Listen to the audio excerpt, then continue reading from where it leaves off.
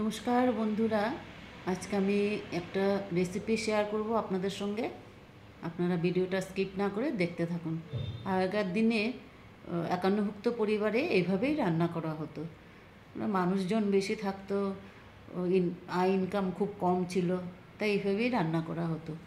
আমি বাঁধাকপি কুচিয়ে নিয়েছি, পেঁয়াজ কুচিয়ে নিয়েছি, গাজর কুচিয়ে নিয়েছি, কাঁচা লঙ্কা কুচিয়ে নিয়েছি, নিয়ে এগুলো দিয়ে এটার মধ্যে হলুদ নুন দিয়ে দুটো ডিম ভেঙে দিয়ে দিয়েছি, দিয়ে ভালো করে মেখে নিয়েছি। তারপরে প্যানে আমি তেল দিয়েছি, তেল গরম হয়ে যাওয়ার পরে এগুলো একটা একটা করে বড়ার আকারে আমি দিয়ে দিলাম প্যানে। বড়াগুলো খুব ভালো করে ভেজে তারপরে নামিয়ে নেব।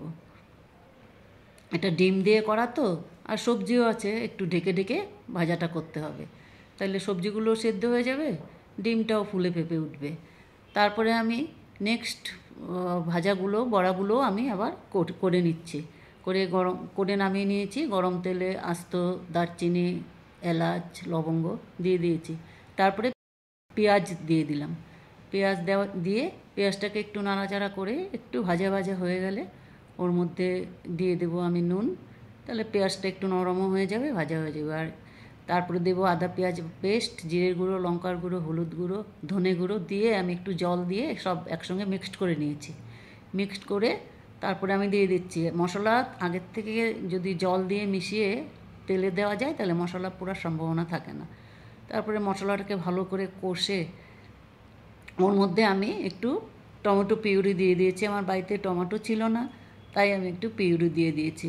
আপনারা ইচ্ছা করলে স্কিপ করতে পারেন, বাড়িতে টমেটো থাকলে টমেটো দেওয়াটাই বেস্ট। খুব বেশি দেইনি, আমি 4 চামচের 1 চামচ দিয়েছি টমেটো পিউরি।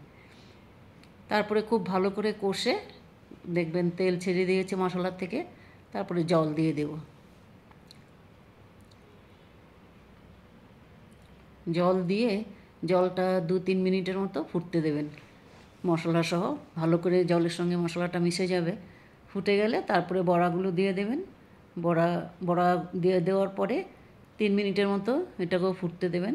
তারপরে একটু গরম মশলার গুঁড়ো দিয়ে দেবেন। হয়ে গেলে এটার মধ্যে লাস্ট টাইম একটু ধনেপাতা দিয়ে দেব। আপনার ইচ্ছায় অপশনাল ধনেপাতা, ইচ্ছে হলে দেবেন, না হলে দেবেন না।